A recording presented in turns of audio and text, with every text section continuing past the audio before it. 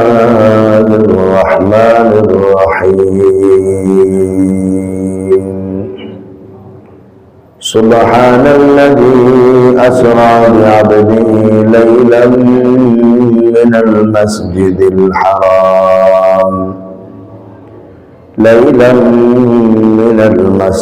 الحرام إلى المسجد الأقصى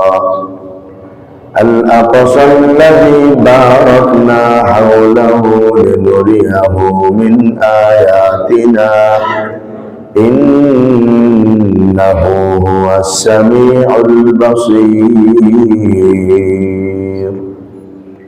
آمنت بالله صدق الله مولانا العظيم وصدق رسوله النبي الأمي الكريم ونحن على ذلك لمن الشاهدين والشاكرين والحمد لله رب العالمين سبحانك لا علم لنا إلا ما علمتنا إنك أنت العليم الحكيم اللهم صل على محمد وعلى آل محمد كما صليت على إبراهيم وعلى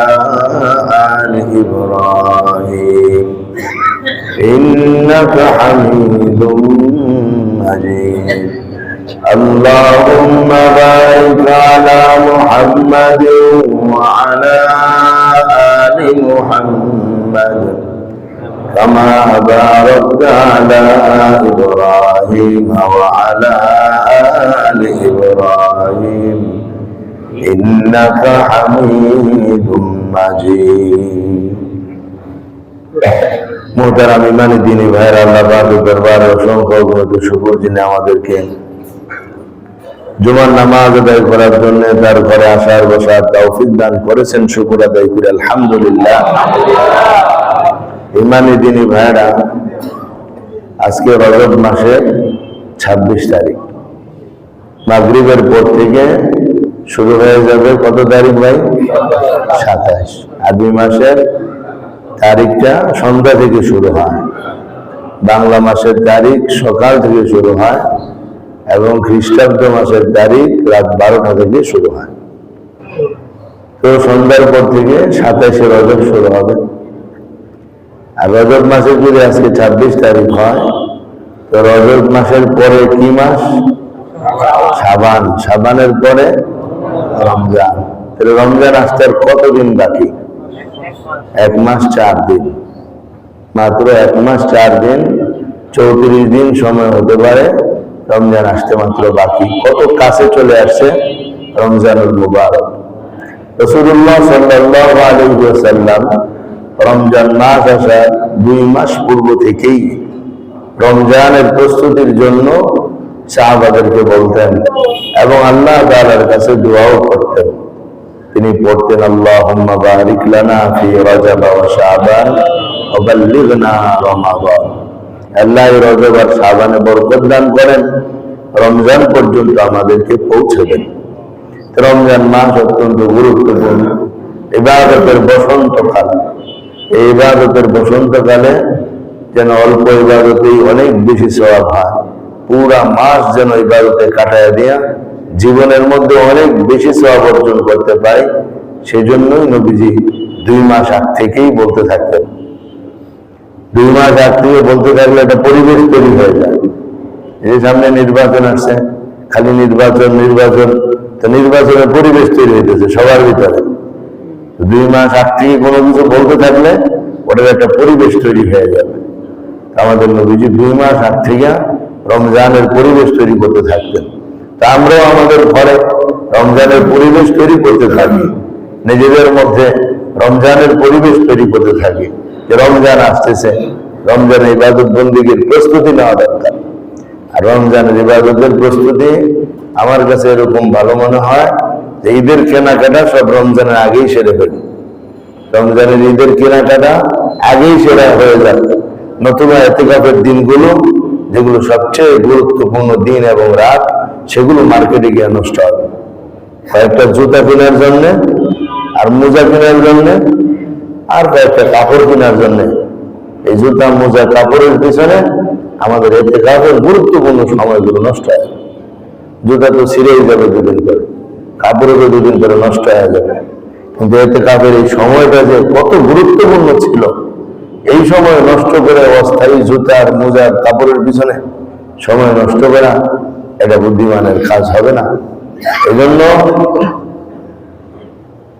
প্রয়োজনীয় সামগ্রী যা যা দরকার রমজানের আগেই কিনে কিনে যার যারটা বুঝায় দেন। ছেলেটা ছেলেটা বুঝায় দেন, মেয়েটা মেয়েটা বুঝায় দেন, বিবিটা বিবিকে বুঝায় দেন, মা বাবাটা মা বাবার হাতে দিয়ে দেন। তারপরে দেখবেন আবার অনেক আসবেন না, নতুন মডেল লাগবে। নতুন মডেল খুঁজতে গিয়ে জান্নাতের আমল শেষ হয়ে যাবে, ঠিক না? কত জুতা গেছে বলেন, কত কাপড় গেছে, ওগুলো তো শেষই হয়ে গেছে, ওগুলো তো আমাদের আমল নামায় থাকে নাই। রমজানের এই শেষ দশকের গুরুত্বপূর্ণ ইবাদতের সময়টা বাজারে না গিয়ে মসজিদে বসে থাকলেও সব, মসজিদে বসে থাকলেও সব। সেই জন্য আমরা এখন থেকেই প্রস্তুতি গ্রহণ করি, রমজানের জন্য আমাকে বেশি বেশি বাজারে ছুটতে না হয়, বাজারে ঘোরাফেরা না করতে হয়। আমি যেন রমজানে মসজিদে বেশি সময় দিতে পারি, কোরআন শরীফ নিয়ে বেশি সময় দিতে পারি, ইবাদত বন্দেগীতে বেশি সময় দিতে পারি। এখন প্রস্তুত করতে হবে ভাই। মৃত্যু চলে আসলে ছেলে মেয়েদের বাজার ঠিকই থাকবে, সব চলবে, চলবে না শুধু আমার আমল নামার ধারাবাহিকতা বন্ধ হয়ে যাবে। মৃত্যু চলে আসলে কোনো কাজ স্থির থাকবে না, সব কাজ দেখা মতো চলতে থাকবে। হয় একদিন লেট হবে, নয় 2 দিন বন্ধ থাকবে কাজটা, একবার ঠিকই আবার এটা চালু হয়ে যাবে। চালু হবে না কি? আমার আমল নামার ধারাবাহিকতা আর চালু হবে না। এই জন্য নিজের আমল নিজেদেরকেই সাজাইতে হবে। রমজান মাস আসতেছে, এটার প্রস্তুতি আমাদেরকে এখন থেকেই নিতে হবে। আল্লাহ আমাদেরকে খুব তৌফিক দান করেন। তো ভাই, রজব মাসের 26 তারিখ চলে। 27শে রজবকে বলা হয় মেরাজের দিন। এই দিনে রাসূলুল্লাহ সাল্লাল্লাহু আলাইহি সাল্লাম মেরাজ হয়েছিল। 27শে রজবের রাতে আল্লাহ নবীর মেরাজ শরীফ হয়েছিল। আমি আজকে সংক্ষিপ্ত আকারে মেরাজ সম্পর্কে কিছু কথা বলবো, যেহেতু আসার পর থেকে নিয়ে এ পর্যন্ত মেরাজ শরীফ নিয়ে কোনো কথাই বলা হয়নি। আমাদের বুখারীর উস্তাদ হযরত আল্লামা মুফতি ফজলুল হক আমিনী রহমাতুল্লাহ আলাইহি 2010 সালে যখন আমরা দাওরা শেষ করি, পাগড়ি দেয় আমাদেরকে, তখন তিনি আলোচনাটা করেছিলেন। আমি লিখে রেখেছিলাম, বই পড়ার খেয়াল আছে। আল্লাহ যদি তৌফিক দিয়ে আগামী মেরাজে বিস্তারিত আলোচনা করে ওটাকে একটা বই বানায় আপনাদের সামনে পেশ করারও নিয়ত আছে। আল্লাহ আমাদেরকে তৌফিক দান করেন। আমার ভাই, আমার দোস্ত, এই মেরাজ এমন একটা জিনিস যেটা আল্লাহ তাআলা কেবলমাত্র আমাদের নবীকেই দান করেছেন। অন্য কোন নবীকে আল্লাহ তাআলা মেরাজের মতো এই গুরুত্বপূর্ণ দৌলত আর কাউকে দান করেন নাই। আমরা এমন এক নবীর উম্মত হওয়ার সৌভাগ্য লাভ করেছি, যে নবীকে আল্লাহ তাআলা দুনিয়াতে থাকতেই দাওয়াত দিয়ে আসমানে নিয়ে গেছেন। কোন নবীকে আল্লাহ তাআলা আকাশে নেন নাই, কোন নবীকে আল্লাহ তাআলা দাওয়াত দিয়ে নিজের কাছে নেন নাই। একমাত্র নিয়েছেন আমাদের নবী মুহাম্মদুর রাসূলুল্লাহ সাল্লাল্লাহু আলাইহি ওয়াসাল্লাম। নিজের একটু চিন্তা করে দেখি, কত দামি নবীর উম্মত, কত দামি নবীর উম্মত। সেই নবীর আদর্শে নিজেদেরকে কিছুটা হলেও সজ্জিত করা দরকার, যেন অন্তত পক্ষে এতটুকু বলে দাঁড়াইতে পারি যে আমরা ওই নবীর উম্মত। আর পাল্টা যেন এই কথা না আসে, তুমি ওই নবীর উম্মত, তো তোমার মধ্যে ওই নবীর কি সুন্নত আছে দেখাও। যদি আমরা না দেখাইতে পারি তো দাবি করলে তো কাজ হবে না। দাবির সাথে কিছু দলিল তো লাগবে, দাবির সাথে কিছু প্রমাণ তো লাগবে। একজন এসে বললো, মুয়াজ্জিন সাহেব এলান করলো, ভাই মসজিদে কিছু টাকা পাওয়া গেছে। একজন বললো, ভাই আমার টাকা হারাইছে। মুয়াজ্জিন সাহেব দিয়ে দিবে টাকা? না, বলবে যে প্রমাণ দেন। প্রমাণ তো লাগবে, এছাড়া কোনো প্রমাণই দিতে পারে না, টাকা দিয়ে দেওয়া হবে? যে প্রমাণ দিবে সেই টাকা নিয়ে যাবে। আমার দোস্ত, আমার ভাই, আমরা যদি বলি আমরা উম্মত, কিছুটা প্রমাণ তো লাগবে। আমি যে নবীজির উম্মত, কিছুটা প্রমাণ লাগবে না? প্রমাণ ছাড়াই নবীর উম্মত বললে আল্লাহ তাআলা মাফ করার জন্য বসে গেছেন একবার আমাদেরকে, এরকম কোনো কথা হলো? এই জন্য কিছুটা প্রমাণ আমাদের মধ্যে রাখা যায়। আর প্রমাণটা কি হবে? মাথা থেকে নিয়ে পায়ের পাতা পর্যন্ত নবীর সুন্নাহ দিয়ে নিজেকে সাজাইতে হবে, এবং ভিতর বাহির নবীর আদর্শ দিয়ে সাজাইতে হবে, কোরআনকে দিয়ে নিজেকে সাজায় নিতে হবে। তাইলেই সেটা প্রমাণ হয়ে যাবে। হাসরের ময়দানে বিপদে পড়ে যদি বলি আমি নবীজির উম্মত আর আমার মধ্যে সেই প্রমাণটা পাওয়া যায়, তাহলে আশা করা যায় ওই নবীর কথা শুনলে আমাদের প্রতি কিছুটা দয়া করা হবে ইনশাআল্লাহ। সেই নবী সাল্লাল্লাহু আলাইহি ওয়াসাল্লাম নবুয়তের 12তম বছরে, নবুয়তের 12তম বছরে রজব মাসের 27 তারিখ রাতে আল্লাহ তাআলা আল্লাহর নবীকে মেরাজের জন্য দুজন ফেরেশতা প্রেরণ করেছেন। নবুয়তের 12তম বছরে কেন? বলে এই সময়টা হুজুর সাল্লাল্লাহু আলাইহি ওয়াসাল্লামের উপর অনেক কষ্টের সময় ছিল। একদিকে আম্মা জান খাদিজা রাদিয়াল্লাহু তাআলা ইন্তেকাল করে চলে গেলেন, আরেকদিকে দুনিয়ার সাহায্যকারী আবু তালেব দুনিয়া থেকে বিদায় নিয়ে চলে গেলেন। এরপরে নবীজি একটা স্থায়ী জায়গা খুঁজতেছিলেন যেখান থেকে ইসলামের খেদমত করবেন, যেই জায়গাটাকে মার্কাজ বানাবেন, ওই চিন্তা ভাবনা নিয়ে তায়েফ গিয়েছিলেন। কিন্তু তায়েফের লোক নবীজিকে সাহায্য করবে তো দূরের কথা, উল্টা এমন দুরাচরণ করেছে যার কারণে নবীজি সাল্লাল্লাহু আলাইহি সাল্লাম শারীরিকভাবে মানসিকভাবে অত্যন্ত বিপর্যস্ত হয়ে পড়ছে। শারীরিকভাবে তো তিনি একেবারে রক্তে রক্তাক্ত হয়ে গেছেন, শরীর মুবারকের রক্ত পড়ে জুতা মুবারক পায়ের সাথে লেগে গেছে, এই পরিমাণ রক্তক্ষরণ হয়েছে আল্লাহ নবীর শরীর থেকে। মানসিকভাবে তিনি এতটা ব্যথিত হয়েছেন, পাহাড়ের পাদদেশে হৃদয়ের বিদায়ক কণ্ঠে আল্লাহর কাছে এমন এক দোয়া করেছিলেন, ওলামায়ে কেরাম বলেন ওই দোয়ার পর থেকে ইসলামের চূড়ান্ত সফলতা শুরু হয়ে যায়। দোয়াটা কি ছিল? আল্লাহুম্মা ইলাইকা আশকু যুফা কুওয়াতি ওয়া খিল্লাতা হিলাতি ওয়া হাওয়ানি আলান নাস। আল্লাহ, আমি আমার দুর্বলতার কথা তোমার কাছেই বলছি, আমাকে তুমি ইলামান তাকিলুনি, আমাকে কার কাছে ছেড়ে দিছো? মানে আমাকে তুমি কার কাছে ছেড়ে দিছো? দুনিয়াতে তো আমার কোনো সাহায্যকারী নাই। এই দুইটা কথা নবীজি আল্লাহকে বলছেন। আল্লাহ পাক রব্বুল আলামিন তায়েফ থেকে আসার পরেই মদিনার কিছু মানুষকে নবীজির সহযোগিতায় প্রেরণ করেন, যারা নবীজিকে এসে বললে ইয়া রাসূলুল্লাহ, আমরা আপনাকে সহযোগিতা করব, আপনাকে জায়গা দিব, আপনার দ্বীন ইসলাম প্রচারের জন্য জান মাল দিয়ে আপনার সাথে সর্বক্ষণ আমরা থাকবো। তো আল্লাহ এটা প্রমাণ করে দিলেন, আমি আপনার দুনিয়ায় সহযোগিতাকারী রাখি নেই এমনটা না, আপনার সহযোগিতার জন্য মদিনাবাসীকে আমি আনসার বানায় দিলাম।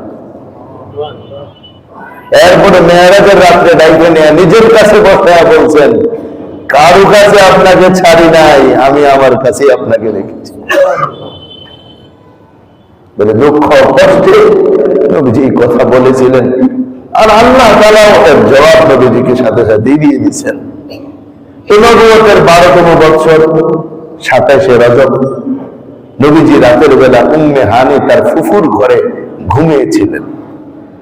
হঠাৎ ঘরের ছাদ ভেঙে হযরত জিবরাইল এবং হযরত মিকাইল ঘরে প্রবেশ করলেন। নবীজিকে এখান থেকে ঘুমের থেকে জাগ্রত করে উঠিয়ে ওই ছাদের উপরে দিয়ে নিয়ে কাবা শরীফের হাতিমে কাবা ওইখানে নিয়ে রাখলেন। সেখানেও আবার নবীজি ঘুমায় গেলেন। আবার নবীজিকে জাগ্রত করে জমজম কূপের পানি দিয়ে আল্লাহ নবীর সিনা মুবারক কেটে খুলে ওপেন হার্ট সার্জারি যেটা বলে, জমজমের পানি দিয়ে নবীজির ভিতরে সবকিছু ধুয়ে আবার সেগুলো সুন্দর করে রেখে আবার এটাকে ঠিক করে দেওয়া হলো। প্রশ্ন হতে পারে কেন এমনটা করা হলো? আমাদের উস্তাদ ফজলুল হক আমিনী রহমাতুল্লাহ এই গবেষণা করে এটা বলেছিলেন, ঊর্ধ্ব জগতে যাওয়ার জন্য যে শক্তিটা দরকার সেটা তো দুনিয়ার কাউকে দেওয়া হয় নাই। ওই শক্তি আল্লাহ তাআলা ওই হার্ট অপারেশনের মাধ্যমে আল্লাহ তাআলা ওই শক্তিটা ভরে দিলেন যেন নবীজি ঊর্ধ্ব জগতে বিচরণ করতে পারেন আর কোনো বাধা না থাকে। ঈমানের নূর এবং হিকমতের নূর দিয়ে ভিতরটা ভরপুর করে দিলেন। তৎকালীন সময়ে এমন একটা কথা বিশ্বাস করা কঠিন ছিল, যে বলতো আমার হাত কেটে ওপেন হার্ট সার্জারি হয়েছে, মানুষ তো সব পাগল হয়ে যেত, এটা কি করে সম্ভব, কাইটা নাকি আবার ভালো করে দিছে। কিন্তু আমাদের এই যুগে কি এটা বোঝাও সম্ভব? ওপেন হার্ট সার্জারি কত রোগী এখানে আছে যে হার্ট সার্জারি করে এসে এখানে বুঝা দিছে। এরপরে রাসূল পাক সাল্লাল্লাহু আলাইহি ওয়াসাল্লামকে নেওয়ার জন্য একটা বুরাক নিয়ে আসা হলো। বুরাক একটা প্রাণীর নাম, এটা খচ্চরের চেয়ে একটু বড়, ঘোড়ার চেয়ে একটু ছোট। ওই প্রাণীটাকে যখন সামনে নিয়ে আসা হলো, আল্লাহ নবীকে জিব্রাইল বলেন, ইয়া রাসূলুল্লাহ এটার উপর আরোহণ করেন। হযরত জিব্রাইল আলাইহিস সালাম বলার পর আল্লাহ নবী উঠবেন, এমন সময় বুরাক নাচানাচি শুরু করে দিল, লড়তে আরম্ভ করছে, উঠা যাচ্ছে না।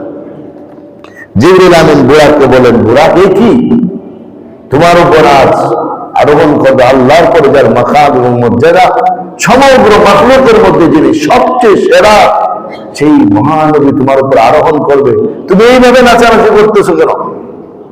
বুরাক থেমে গেছে। আমাদের হুজুর বলেন এই কথা, যে বুরাক যেন ওই সময় নবীর কাছে একটা দরখাস্ত করলেন, সেটা হলো দুনিয়াতে তো আজকে আমার উপর আরোহণ করে আল্লাহর কাছে যাবেন, আমার দরখাস্ত আখিরাতেও আপনি আমার উপর আরোহণ করে জান্নাতে যাবেন, আপনি সেটা কবুল করেন। এই কারণে বুরাক নাচানাচি শুরু করছে, নতুবা তেমন করার কোনো প্রশ্ন আসে না। দুদিনে আরোহণ করে চলতে আরম্ভ করলো। বুরাকের তেজ, চলার গতি এত প্রচন্ড যে দৃষ্টি যতদূর যায় বুরাকের পা ততদূর গিয়ে পড়ে, এত স্পিডে সে চলতে পারে।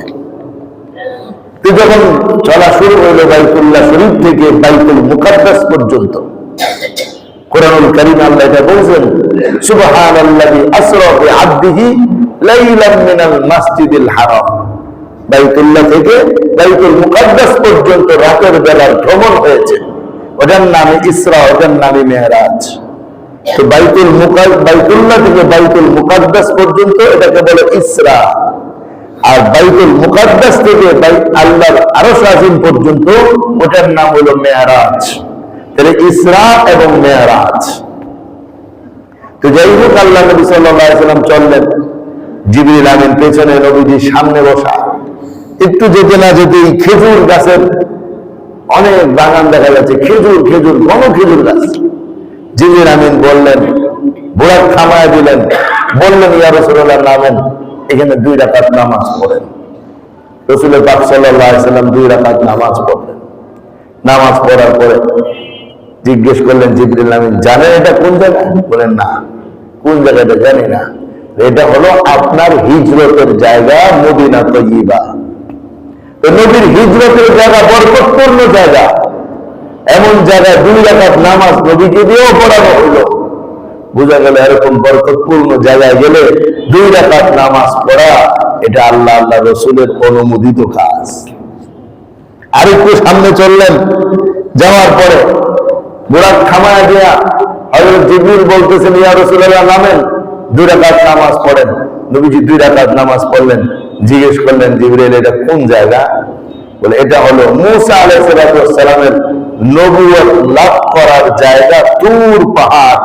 আপনি তুর পাহাড়ে নামাজ পড়লেন, এটা আরেকটা বরকতপূর্ণ জায়গা, সেখানে আবার 2 রাকাত নামাজ হলো। 3 নম্বর, আরেকটু সামনে গেলেন, জিবরিল আমিন বুরাক থামায় দিয়ে বললেন, ইয়া রাসূলুল্লাহ এখানে নামেন, 2 রাকাত নামাজ পড়েন। জিজ্ঞেস করলেন, কোন জায়গা? বলো, এটা হযরত ঈসা আলাইহিস সালামের জন্মস্থল বাইতুল লাহম। আপনি মুবারক জায়গা 2 রাকাত নামাজ পড়লেন। আরেকটু সামনে গেল, যা দেখে হঠাৎ একজন বৃদ্ধা নারী নবীজিকে ডাকতেছেন, এ মুহাম্মদ আমার দিকে তাকাও, ইয়া মুহাম্মদ উনজুর ইলাইয়া, আমার দিকে তাকাও। জিবরিল বলেন, না না না, ওর দিকে তাকায় না, সামনের দিকে চলে। আরেকটু সামনে যাওয়ার পর একজন বৃদ্ধ পুরুষ নবীকে ডাকতেছে, ইয়া মুহাম্মদ উনজুর ইলাইয়া, এ মুহাম্মদ আমার দিকে তাকাও। জিবরিল বলেন, না না, তাকায় না, সামনে চলে। আর একটু সামনে যাওয়ার পর দেখেন যে সালামের আওয়াজ পাওয়া যাচ্ছে, সালাম শোনা যাচ্ছে। কি সালাম? আসসালামু আলাইকা ইয়া আউয়াল, আসসালামু আলাইকা ইয়া আখির, আসসালামু আলাইকা ইয়া হাসির। জিবরিল জিজ্ঞেস, নবীজি বললেন, কে সালাম দিল আমাকে? তখন জিবরিল আলাইহিস সালাম বললেন, আপনাকে সালাম দেওয়ার জন্য তিনজন নবীকে আল্লাহ এখানে পাঠিয়েছেন। একজন হলো ইব্রাহিম আলাইহিস সালাম, আরেকজন হলো মূসা আলাইহিস সালাম, আরেকজন হলো ঈসা আলাইহিস সালাম। এই তিনজন নবীকে আল্লাহ তাআলা এখানে পাঠিয়ে দিয়েছেন যারা আপনাকে সালাম পেশ করবে। আপনি এক মহান যাত্রায় যাচ্ছেন, মহান এক সফরে বের হয়েছেন, আপনাকে স্বাগতম জানানোর জন্য, ওয়েলকাম জানানোর জন্য, আপনার এই সফরকে সুন্দর এবং আরো চমৎকার বানানোর জন্য আজ এই পথকে অনেক সুন্দরভাবে সাজানো হয়েছে। তো আখিরাতের এই বরকতপূর্ণ জায়গাগুলোতে নামাজ পড়তে পড়তে নবীজি অগ্রসর হচ্ছিলেন। তখন জিবরিল বললেন, আপনাকে যে বৃদ্ধা নারী ডাকলো, আপনি তো চেনেন না ওই নারীটা কে? ওই বৃদ্ধা নারী হলো দুনিয়া। দুনিয়া বৃদ্ধা নারী হয়ে গেছে। এটা চলতে চলতে আর বুড়া হয়ে গেছে, এটা বয়স শেষ হয়ে গেছে, এটা কেউ বিয়ে করবে না এখন। এমন দুনিয়া আপনাকে ডাকছে, আপনি তো আর এটার দিকে তাকান নাই। আপনি যদি তাকাইতেন তো আপনার উম্মত দুনিয়ার প্রতি লোভী হয়ে যেত। এখন আপনি যেহেতু তাকান নাই, আল্লাহ আপনার উম্মতকে দুনিয়া থেকে হেফাজত করবে। আর ওই বৃদ্ধ পুরুষ যেটা আপনাকে ডাকলো, ওটা হলো শয়তান। আপনি তো ওর দিকে তাকান নাই, যদি তাকাইতেন তাহলে আপনার উম্মত এই শয়তানের ধোঁকায় বেশি পড়তো। এখন আল্লাহ তাআলা আপনার উম্মতকে হেফাজত করবে। তো যাই হোক, এইভাবে চলতে লাগলেন। চলতে চলতে এবার এত বরকতপূর্ণ জায়গাগুলি দেখলেন। এখন আখিরাতের দৃশ্যগুলো আল্লাহ তাআলা সামনে নিয়ে আসছেন। আখিরাতের বিভিন্ন দৃশ্য নবীজির সামনে পড়তে আরম্ভ করলো। কি দেখলেন? হঠাৎ দেখলেন কিছু মানুষ নিজেদের নখগুলো লোহার হয়ে আছে, আর এই লোহার নখ দিয়া নিজেদের চেহারা আঁচড়াইতেছে, আঁচড়ায় নিজের চেহারার গোস্তগুলো গুলে ফেলতেছে। যেইভাবে আশ্রয়তে থাকে, পড়তে থাকে, আবার এই পাশে আশ্রয়, এই পাশ লেগে যায়, আবার ঠিক হয়ে যায়, আবার আশ্রয় গোস্তগুলো ফেলে দেয়, আবার ঠিক হতে থাকে। এইভাবে অবিরাম শাস্তি চলতে আরম্ভ করছে। নবীজি জিজ্ঞেস করেন, জিবরাইল, এদের এই অবস্থা কেন? এই শাস্তিতে তারা নিমজ্জিত কেন? জিবরাইল আলাইহিস সালাম বললেন, ইয়া রাসূলুল্লাহ, এরা হলো সব গীবতকারী। এরা গীবত করতে দুনিয়ায় নিজেদের মানুষদের গীবত করত। এই গীবতের কারণে আল্লাহ তাআলা এদেরকে এরকম শাস্তিতে, কিয়ামত পর্যন্ত এই শাস্তিতে লিপ্ত রাখবেন। নাউযুবিল্লাহ। গীবত কত বড় গুনাহ! আজ গীবত আমাদের ভিতরে ব্যাপকভাবে ছড়িয়ে আছে। আমরা অযথাই মানুষের গীবত করতে থাকি। সাহাবায়ে কেরামের সামনে যখন নবীজি বললেন, গীবত থেকে বেঁচে থাকো, সাহাবায়ে কেরাম বললেন, ইয়া রাসূলুল্লাহ, যদি সত্যি সত্যি ওই দুষ্টা ওর মধ্যে থাকে? নবীজি বললেন, তাইলেই তো গীবত হবে। দোষ না থাকলে তো অপবাদ হবে, দোষ থাকলেই তো গীবত হয়। একজনে সত্যিই দোষ করছে, এখন আমি এটা বলে বেড়াচ্ছি, এটার নামে তো গীবত।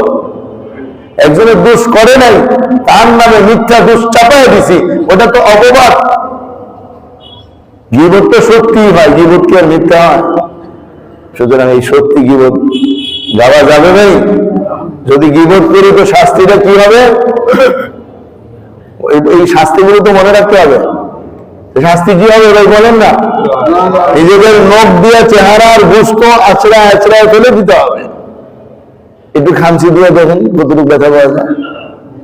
ব্যথা পাওয়া যায় না? চেহারার মধ্যে খামচি দিলে কি পরিমাণ ব্যথা পাওয়া যায়। আর শীতকালে আরো জ্বলতে থাকবে। ডায়াবেটিস রোগী তো ভালো হইল না, ইনফেকশন হয়ে যাওয়ার সম্ভাবনা আছে। কত কঠিন বিষয়। আমার দোস্ত, ওই শাস্তিটা চলতে থাকবে কতদিন? কিয়ামত হওয়ার আগ পর্যন্ত। মৃত্যুর পর থেকে কিয়ামত হওয়ার আগ পর্যন্ত শাস্তি চলতে থাকবে। আল্লাহ আমাদেরকে গীবতের শাস্তি থেকে হেফাজত করে। নবীজি আরেকটু সামনে চললেন, অর্থাৎ দেখেন আরেক ধরনের শাস্তি দেখা যাচ্ছে। কি সেটা? তারা নদীতে সাঁতরাচ্ছে, যেই কর্নারে আসতে চায়, পাড়ে আসতে চায়, ফেরেশতা পাথর মারে, ওই পাথরে বয়ে আবার মাঝখানে যায়। আবার আসতে চায় তো আবার পাথর মারে। এরা কর্নার আসতে পারে না, ওই নদীর ভিতরেই সাঁতার কাটতে থাকে। যারা সাঁতার ভালো পারে এরাও ভাই কয়েক ঘন্টা সাঁতার কাটতে পারবো? সাঁতার কাটতে কাটতে একটা সময় দুর্বল হবে কিনা? কিন্তু হাসরের ময়দানে তো মৌত নেই। ওইটাই একটা শাস্তি যে পাড়ে আসতে পারবো না, খালি সাঁতারই কাটতে থাকতে হবে।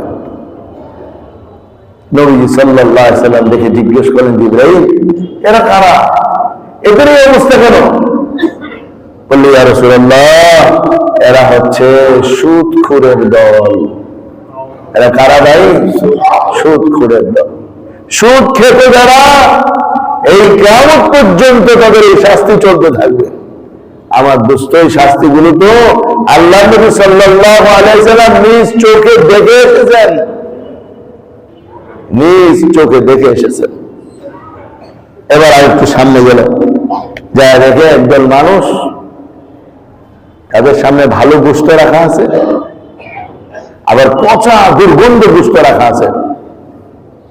নারী পুরুষ এরাই ভালো গোশত না খায়া পচা গুলো খাইতেছে, দুর্গন্ধ পচা গোশত গুলো খাইতেছে, ভক্ষণ করতেছে।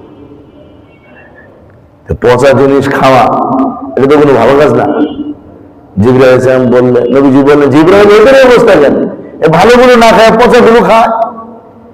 রাসূলুল্লাহ এরা হলো বেবিচারকারী মানুষ, বেবিচারকারী পুরুষ, বেবিচারকারী নারী, পরকীয়াতে জড়িত পুরুষ, পরকীয়ায় জড়িত নারী, যাদের হালাল ব্যবস্থা ছিল, হালাল ব্যবস্থা বাদ দিয়া তারা হারাম পর্যায়ে গিয়া দুনিয়ার মধ্যে কুকর্ম লিপ্ত হয়েছে।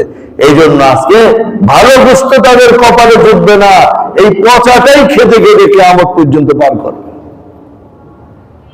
খাইলে তো পেটে ভালো হয়, পেটে শান্তি আসে, কিন্তু পচাটা খায় তো শান্তি আসবে না।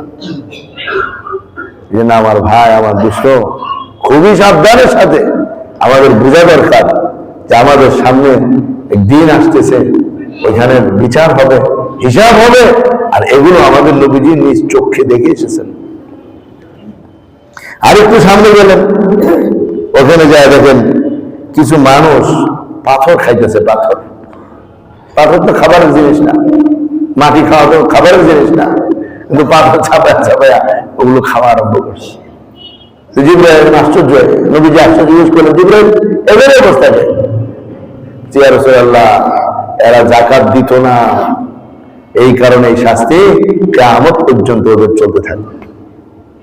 আর একটু সামনে গেলেন, যা দেখেন কিছু মানুষকে পাথর মেরে মাথাটাকে চূর্ণ বিচূর্ণ করে দেওয়া হয়। পাথরটা এত স্পিডে জোরে নিক্ষেপ করা হয় যে মাথাটা চূর্ণ বিচূর্ণ হয়ে যায়, ছিটকা করে যায় মাথাটা। এরপরে পাথরটা দিয়ে পরে দূরে, ফেরেশতা ওই পাথরটা আইনে আবার এই জায়গায় আসতে আসতে মাথাটা ভালো হয়ে যায়। এইভাবে তারে পাথরের দ্বারা মাথাকে ছিটকে দেওয়া হচ্ছে, চূর্ণ বিচূর্ণ করে দেওয়া হচ্ছে। নবীজি জিজ্ঞেস করলেন, জিবরাইল এগুলো কি, এই অবস্থা কেন এদের? হযরত জিবরাইল বললেন, ইয়া রাসূলুল্লাহ এরা হলো বেনামাজি, নামাজ পড়তো না। যে নামাজ না পড়বে তার এইভাবে কিয়ামত পর্যন্ত শাস্তি দেওয়া হবে। এটা তো জাহান্নামের শাস্তি না, জাহান্নামে যাওয়ার আগের শাস্তি, কিয়ামত পর্যন্ত শাস্তি দেওয়া হবে। যে ফজরের নামাজ পড়লো না, জোহর পর্যন্ত পাথর দিয়ে মাথা চূর্ণ বিচূর্ণ করতে থাকবে। যে জোহর পড়লো না, আসর পর্যন্ত চূর্ণ বিচূর্ণ করবে, আসর পড়লো না, মাগরিব পর্যন্ত করবে, মাগরিব পড়লো না, এশা পর্যন্ত করবে, এশা পড়লো না, ফজর পর্যন্ত করবে। এক সপ্তাহ পড়লো না, এক সপ্তাহ করবে, এক মাস পড়লো না, এক মাসই করা হবে, এক বছর পড়লো না তো এক বছরই তার সাথে কাজ করা হবে। এইভাবে কিয়ামত পর্যন্ত তার সাথে আচরণ চলতেই থাকবে। আমার ভাই, আমার দোস্ত, এই শাস্তিগুলো আমাদের নবীজি নিজে চোখে দেখে এসেছেন, নিজে চোখে এই শাস্তিগুলো দেখে এসেছেন। এরপরে কি শাস্তি? এরপরে শাস্তি তো ভয়ানক শাস্তি। সেটা হলো আমার মতো যারা ওয়াজ করে, বয়ান করে, তাদের ব্যাপারে। নবীজি আর একটু সামনে গেলেন, তখন দেখলেন একজন লোক কেচি দিয়া ঠোঁট কাটা হচ্ছে, তাদের ঠোঁট কাটা হচ্ছে। এই পাশে কাটতে কাটতে এই পাশে গেলে এই পাশটা ভালো হয়ে যায়, আবার এই পাশ কাটা শেষে এই পাশে আস্তে আস্তে ভালো হয়ে যায়। এই পাশে গেলে ওই পাশ ভালো হয়, আবার এই পাশ কাটা শুরু করলে ওই পাশ ভালো হইতে থাকে।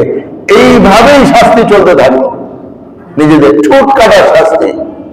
জিবরাইলকে ডাক দিয়া বললেন, জিবরাইল এরা কারা, এদের অবস্থা কেন, ঠোঁট কাটা হতেছে?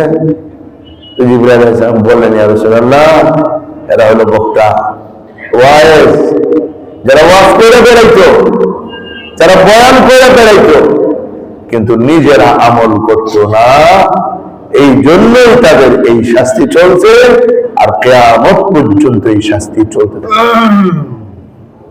আল্লাহ আমাদের সবাইকে হেফাজত করেন, সমস্ত শাস্তিগুলো থেকে হেফাজত করেন। তাহলে সুদখোরের শাস্তি কি হবে ভাই? সাঁতার কাটতে থাকবে। সুদখোরের শাস্তি কি হবে? সাঁতার কাটবে আর পাথরের মাইর খাবে। বেনামাজির শাস্তি কি চলবে ভাই? মাথা চলবে বিছানো করতে থাকবে। আর গীবতকারীর শাস্তি কি হবে ভাই? নোক দিয়া চেহারায় খামচাইতে থাকবে। জিনা, ব্যভিচার, পরকীয়াকারীদের লিপ্তদের শাস্তি কি হবে? পচা মাংস খাবে, ভালো বস্তু বাদ দিয়া পচাটা খাইতে থাকবে। আর বেআমল বক্তাদের শাস্তি কি হবে? ঠোঁট কেচে দিয়া কাটতে থাকা। এরা যাকাত দেয় নাই, তাদের শাস্তি কি হবে? এরা পাথর খাইতে থাকে। এই শাস্তিগুলো দেখতে দেখতে আল্লাহ নবী বাইতুল মুকাদ্দাস পৌঁছে গেলেন। দুনিয়ার মধ্যে এগুলো দেখা দিয়েছেন। কেমনে দেখাইল? আমাদের উস্তাদ আমিন সাহেব রহমাতুল্লাহ তখন এগুলো জবাব দিচ্ছেন, বলতেছিলেন, মিয়া তখন আর্জেন্টিনার খেলা চলতেছিল, তোদের বলেন মিয়া বাংলাদেশে বৈশা আর্জেন্টিনার খেলা দেখতে পারেন, তো আল্লাহ তাআলা বলি দেশের মধ্যে রাইখা আখিরাতের দৃশ্য দেখাতে পারবেন না, তো আল্লাহ তাআলা আর কি পারেন? আমার ভাই, আমার দোস্ত, এই দৃশ্য দেখাইতে দেখাইতে বাইতুল মুকাদ্দাস গিয়া বুরাক থেকে নাইবা বুরাকটাকে আল্লাহ নবী সাল্লাল্লাহু আলাইহি সাল্লাম একটা পাথরের সাথে বেঁধে দিলেন। এখন প্রশ্ন, এটা তো জান্নাতি বুরাক, এদের আবার বাধা লাগলো কেন? এদের জন্য দাঁড়ায় থাকতো না? তো হুজুর এটার উত্তর দিচ্ছেন, দুনিয়াতে আসার পরে দুনিয়ার মেজাজ ঢুকে যেতে পারে, ফালায় যেতে পারে। এখন দুনিয়াতে যেহেতু আসছে এটা, আর দুনিয়ার মেজাজ হলে পালায় যাওয়া, এই জন্য এটার বেজা রাখছেন। বাঁচছেন সেই আরো বহু আগে নবীরা এখানে আইসা তাদের ঘোড়াকে বাঁধতেন, এমন এক জায়গায় বাঁধছেন। সেদিন নবীজি সাল্লাল্লাহু আলাইহি সাল্লাম বাইতুল মুকাদ্দাসে আসলেন। এই জীবনের প্রথম নবীজি বাইতুল মুকাদ্দাসে আসলেন। নবীজি আসেন নাই কখনো। বাইতুল মুকাদ্দাসে যখন লক্ষ লক্ষ মানুষ দাঁড়া আছে, আজান হয়ে গেছে, ইকামত হয়ে গেছে, ইমাম সাহেব যে নামাজ পড়াবে, এমন একটা মুহূর্ত, কে নামাজ পড়াবে? হযরত জিবরাইল আলাইহিস সালাম নবীজিকে ধরে মেহরাবের দাঁড় করায় দিয়া বলছেন, আপনি নামাজ পড়ান। আল্লাহ নবী নামাজ পড়লেন, পিছনে লক্ষ লক্ষ মানুষ নামাজ পড়লো। নবীজিকে জিবরিল বললেন, জানেন কাদের ইমামতি করলেন? কারা আপনার পিছনে নামাজ পড়ছে? বললেন, না, কেউই তো চিনি না। ওই সবাই হলো দুনিয়াতে যত নবী রাসূল আল্লাহ প্রেরণ করেছিলেন, সব নবী রাসূলকে আল্লাহ তাআলা আপনার মেরাজ শরীফে যাওয়ার জন্য সবাইকে আল্লাহ বাইতুল মুকাদ্দাসে হাজির করেছেন। তাদেরকে নিয়ে আপনি আজকে নামাজ পড়ালেন। এই কারণে আজ থেকে আপনি হয়ে গেলেন ইমামুল মুরসালিন, সমস্ত নবীদের ইমাম মুহাম্মদুর রাসূলুল্লাহ সাল্লাল্লাহু আলাইহি ওয়াসাল্লাম। এই যে বাইতুল মুকাদ্দাস আসলেন, আজীব ইতিহাস আছে বাইতুল মুকাদ্দাসের। নবীজি যেই রাতে মেরাজ হবে, ওই রাতে এশারের নামাজ পড়ার পর বাইতুল মুকাদ্দাস মসজিদের গেট লাগানো যার দায়িত্ব ছিল, সে সব বন্ধ করে মেন গেট বন্ধ করতে এসে দেখে দরজা এইভাবে একটা রূপ একটা উঠে যায়, মানে দরজাটা সমানভাবে লাগবে, লাগে না, একটু উপরে উঠে যায়। এই বেচারা অনেক চেষ্টা করছে, কোনোভাবেই দরজা লাগাইতে পারে না। এরপরে ইঞ্জিনিয়ার ডাকছে, যেহেতু বাইতুল মুকাদ্দাস জাতীয় মসজিদ, কিবলা, এই জন্য হয়তো পাহাড়ে বেরিয়েও বেশি। ইঞ্জিনিয়ার এসে দেখা বলে আসলে কোনো কারণে দেয়াল একটু চেপে গেছে, এখন কিছু করা যাবে না, সকালে ঠিক করা হবে। খোলা রাইখে আল্লাহর উপর আস্থা করে খোলা রেখে চলে গেছে। আর ওই রাত্রেই নবীজি সাল্লাল্লাহু আলাইহি ওয়াসাল্লাম আসলেন, সবাই আসলেন, মেয়েরাজ হলো। এই ঘটনা কখন জানা গেছে? সম্রাট হিরাক্লিয়াসের কাছে যখন, সম্রাট নাজ্জাশীর দরবারে যখন মুসলমানরা গিয়েছিল, তখন একজন পাদ্রী বলেছিল, হ্যাঁ মেয়েরাজের ঘটনাটা আমি জানি। কারে তুমি কেন জানো? না, ওই রাত্রে গেট লাগানোর দায়িত্ব ছিল আমার, গেট লাগাইতে পারি নাই। সকালবেলা গিয়ে যখন আমার গেট ধাক্কা দিছি, ফজরের সময় গেট লেগে গেছি। তাই বুঝলাম রাত্রেবেলা মনে হয় কোনো আল্লাহর বিশেষ কেউ আসছিল, তার জন্য আল্লাহ কুদরতি ভাবে গেট খুলে রাখার ব্যবস্থা করছে। তো সব নবীর নামাজ পড়ানোর পর নামাজের পর একটা বৈঠক হয়, বিশেষ বিশেষ নবীদের একটা বৈঠক হয়। সেখানে প্রত্যেক নবী নিজের উপর আল্লাহর নিয়ামতের কথা আরোপ করলেন। এরপর এখান থেকে সূচনা হলো উপরের জগতে যাওয়ার জন্য। হযরত জিবরিল আমিন হুজুর আকরাম সাল্লাল্লাহু আলাইহি ওয়াসাল্লামকে নিয়ে একদম আকাশের দিকে উঠতে আরম্ভ করলেন। দুনিয়া যেখানে শেষ, সমস্ত নবীরা এসে বিদায় দিল, উপরে যাওয়ার জন্য সম্মান জানাইল। এরপরে উপরে শুরু হয়ে গেল। তখন প্রথম আকাশের কাছে যাওয়া হলো, জিজ্ঞেস করা হলো কে? দারোয়ানরা, প্রত্যেক আকাশে দারোয়ান আছে, দরজা আছে। তো ফেরেশতারা জিজ্ঞেস করলো কে আসছেন? বলে আমি জিবরাইল। ও সাথে কে? মুহাম্মদ সাল্লাল্লাহু আলাইহি ওয়াসাল্লাম। আনতে বলা হয়েছে? বলে হ্যাঁ, ওনাকে আনার আদেশ দেওয়া হয়েছে। সাথে সাথে গেট খুলে দিল। ফেরেশতারা সালাম করলো। নবীজি উপরে গিয়ে দেখেন, আকাশের উপরে গিয়ে দেখেন হযরত আদম আলাইহিস সালাম বসে রয়েছেন। প্রথম আকাশে পেলেন হযরত আদম আলাইহিস সালামকে। হযরত আদম আলাইহিস সালামকে সালাম বললেন। জিবরিল বলেন, ইনি আপনার আব্বা হযরত আদম, সালাম দেন। তো নবীজি সালাম দেন, আসসালামু আলাইকুম ইয়া আবি, হে আব্বা আপনার উপরে সালাম বর্ষিত হোক। তো বাবাও ছেলেকে পায়া বললেন, মারহাবান লিইবনি সালেহ ওয়ান নাবিয়্যি সালেহ, সুসংবাদ, ধন্যবাদ যোগ্য ছেলেকে, ধন্যবাদ নেককার নবীকে, ধন্যবাদ। আরে আদমের জন্য আল্লাহ নবীর চেয়ে যোগ্য সন্তান তো আর কেউ নাই। এরপরে দেখলেন হযরত আদম বসে আছেন, তো ডান দিকে তাকাইলে হাসেন, বাম দিকে তাকাইলে কাঁদেন। এই আদমের আমল এইটাই চলতেছে। নবীজি জিজ্ঞেস করেন কি ব্যাপার, বাবা ডানে তাকাইলে কাঁদে, বামে তাকাইলে, ডানে তাকাইলে হাসে, বামে তাকাইলে কাঁদে, এমন করে কেন? এটার কারণ হলো হযরত আদম আলাইহিস সালাম যখন ডান দিকে তাকান, তো আল্লাহ তাআলা তার বান্দাদের মধ্যে, আদমের সন্তানদের মধ্যে যারা যারা জান্নাতি, তাদেরকে একটু দেখা দেন। বলে আদম দেখেন বিশাল বাহিনী জান্নাতি, তখন খুশি হন, আনন্দিত হন, একটু হাসেন। যখন আদম আলাইহিস সালাম বাম দিকে তাকান, তখন তাকায় দেখেন তার ওই জাহান্নামী সন্তানদেরকে আল্লাহ দেখা দেন। বলে আদম দুঃখ পান, কষ্ট পান, একটু কান্না করেন, দেখা আমার এত সন্তান জাহান্নামে। তারপরে দ্বিতীয় আকাশে চললেন। ঠিক একইভাবে প্রত্যেক আকাশে প্রশ্ন করা হয়েছে কে, সাথে কে, আনতে বলা হয়েছে কিনা। খোলার পর দ্বিতীয় আকাশে গিয়ে পেলেন হযরত ঈসা এবং হযরত ইয়াহইয়া আলাইহিস সালামকে। ওনাদের দুজনের সাথে সালাম কালাম হলো। তৃতীয় আকাশে গিয়ে পেলেন হযরত ইউসুফ আলাইহিস সালামকে, ওনার সাথে সালাম কালাম হলো। চতুর্থ আকাশে গিয়ে পেলেন হযরত ইদ্রিস আলাইহিস সালামকে, ওনার সাথে সালাম কালাম হলো। পঞ্চম আকাশে হযরত হারুন আলাইহিস সালাম, ওনার সাথে সালাম কালাম। ষষ্ঠ আকাশে হযরত মূসা আলাইহিস সালাম, ওনার সাথে সালাম কালাম হলো। সপ্তম আকাশে গিয়ে পেলেন জাতির পিতা ইব্রাহিম আলাইহিস সালামকে, যিনি বাইতুল মামুর মসজিদের মধ্যে ট্যাক লাগায়া বসে আছেন। বাইতুল মামুর হলো ফেরেশতাদের কিবলা, আর বাইতুল্লাহ হলো মানুষ আর জিনের কিবলা। সমস্ত মাখলুকের কিবলা বাইতুল্লাহ, আর বাইতুল মামুর কার কিবলা? ফেরেশতাদের কিবলা। মানুষ, জিন এবং আল্লাহর মাখলুকরা এই বাইতুল্লাহ শরীফকে তাওয়াফ করবে, আর বাইতুল মামুরকে তাওয়াফ করে ফেরেশতারা। আমাদের উস্তাদ সেদিন হাদিসটা শোনাইলেন যে বাইতুল মামুরের যে তাওয়াফের সিস্টেম, সেটা হলো সকাল থেকে সন্ধ্যা পর্যন্ত একদল ফেরেশতা তাওয়াফ করবে। সন্ধ্যা থেকে নিয়ে আবার পরের দিনে সকাল পর্যন্ত আরেকজন ফেরেশতা তাওয়াফ করবে। এটা এই সিস্টেম, 24 ঘন্টার ভিতরে এইভাবে তাওয়াফ করবে।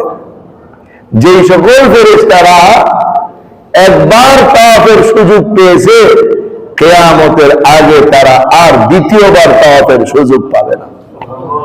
ওয়াকাম মিন মালাকিন ফিস সামাওয়াত, আকাশে কত ফেরেশতা আছে, আল্লাহর কত ফেরেশতা আছে, এই কথাটা শুনলে পরিষ্কার হয়ে যায়। কত অসংখ্য গণিত ফেরেশতা যে এক সকাল যে তাওয়াফ করে, চার কিয়ামতের আগে তাওয়াফের সুযোগ পাবে। সেখানে ইব্রাহিম আলাইহিস সালাম ট্যাক লাগায় বসে আছেন। ইব্রাহিম আলাইহিস সালামের সাথে সালাম কালাম হলো। এরপর আরো উপরে চললেন, চলতে চলতে গেলেন যাকে বলে সিদরাতুল মুনতাহা। সিদরাতুল মুনতাহাতে চলে গেলেন। সিদরাতুল মুনতাহা হলো দুনিয়ার শেষ প্রান্ত। এর উপরে রব্বে কারীমের আরেক রাজত্ব, যেখানে কোন ফেরেশতার যাওয়ার অনুমতি নাই। সিদরাতুল মুনতাহা হলো একটা বিশাল বড়ই গাছ আছে, বড়ই গাছ। ওই বড়ই গাছটার ভিতরে যে পাতা আছে, ওই পাতার মধ্যে সবার নাম লেখা আছে, সব মানুষের নাম লেখা আছে। ওই বড়ই গাছটাকে আল্লাহ তাআলা সাজাইলেন। কিভাবে সাজাইলেন? নবীজি আসবেন, আপনারা তো বিয়ে শাদীতে সাজান, আবার নাজায়েজ গান বাজনাও করেন, তো আল্লাহ তাআলা নবীজির আগমনে সাজাইলেন জায়গাটাকে। সাজানোর পদ্ধতিটা কি, যেটা আমরা কল্পনাও করতে পারি না। স্বর্ণের ফড়িং বানাইছেন, স্বর্ণের ফড়িং। কিসের ফড়িং? আর ফড়িং কেন? প্রজাপতি। প্রজাপতি পৃথিবীর মধ্যে যত মাখলুক আছে, আল্লাহর সৃষ্টি প্রাণী আছে, এর মধ্যে সবচাইতে বেশি কারুকার্য কার শরীরে? প্রজাপতির শরীরে। আর কারো শরীরে আছে তো কারুকার্য? এক একটা প্রজাপতির পাখা এক এক ধরনের সুন্দর, কি আজীব সাজ আল্লাহ সাজাইছেন এগুলোকে। দুনিয়ার আর কোন মাখলুকের শরীর এত সুন্দর না, প্রজাপতির পাখা যত সুন্দর। তো প্রজাপতি বানায় দিচ্ছেন স্বর্ণের, পিচ্ছি পিচ্ছি না, বড় বড় প্রজাপতি, কি সুন্দর এক একটা শরীর। আল্লাহ কোরআন ইদ ইয়াগশা সিদরাতা মা ইয়াগশা মা যাগাল বাসার ওয়া মা তাগা লাকাদ রাআ মিন আয়াতি রাব্বিহিল কুবরা। যখন ওই যে জিনিস ঢেকে নেওয়ার তা সিদরাকে অর্থাৎ বড়ই গাছকে ঢেকে নিতে আরম্ভ করলো, এই প্রজাপতিগুলো উঠতে উঠতে বড়ই গাছের মধ্যে এসে পড়ে, আবার এখান থেকে উড়া উঠে আবার বড়ই গাছের মধ্যে এসে পড়ে। দৃশ্যটা অত্যন্ত চমৎকার এবং অত্যন্ত সুন্দর একটা দৃশ্য আল্লাহ তখন বানায় রাখছিলেন। তো আমার দোস্ত, এই সুন্দর জায়গার মধ্যে এসা জিবরাইল বলতেছে, ইয়া রাসূলুল্লাহ, আমার তো আর সামনে যাওয়ার সুযোগ নেই, এখন আপনারই যেতে হবে। আমি যদি আর এক চুল পরিমাণ সামনে আগাই, আমার 600 দানা আর আমার অস্তিত্ব পুরোটা আল্লাহ রাব্বুল আলামিনের নূরের তাজাল্লিতে জয়লা পড়ে সারখার হয়ে যাবে। আমার আর উপরে যাওয়ার অনুমতি নেই। এখন উপরে আপনাকেই যেতে হবে, আপনি একা একা যাবেন, সময় তো আর আমাদের সঙ্গে দিচ্ছে না। তো এখান থেকে ইনশাআল্লাহ আর অনেক লম্বা, আরো আধা ঘন্টা লাগবো, মানে আরেক জুমা দরকার। তো আগামী জুমা ইনশাআল্লাহ আলোচনা হবে। আমিও দেখি যদি এর মধ্যে বইটা বের করতে পারি, আগামী জুমা যদি বইটা প্রস্তুত হয়ে যায়, বইটা ইনশাআল্লাহ হাতে দিয়ে দিতে পারবো। লেখা হয়ে গেছে, মোটামুটি একটু তুলনামূলক বড়, যেহেতু ঘটনাটা মাশাআল্লাহ আজকে আসছে, তো আগামী তো ইনশাআল্লাহ আগামী শুক্রবারেই আমরা এই আলোচনাটা বাকিটা শেষ করব। আল্লাহ তাআলা আমাদেরকে মেরাজের ঘটনা থেকে, মেরাজের কি উপহার, মেরাজের কি শিক্ষা, মেরাজের কি হাদিয়া আল্লাহ তাআলা দিয়েছেন, সেটা আমরা সামনে আলোচনা করব। ওয়া আখিরু দাওয়ানা আনিল হামদুলিল্লাহি রাব্বিল আলামিন।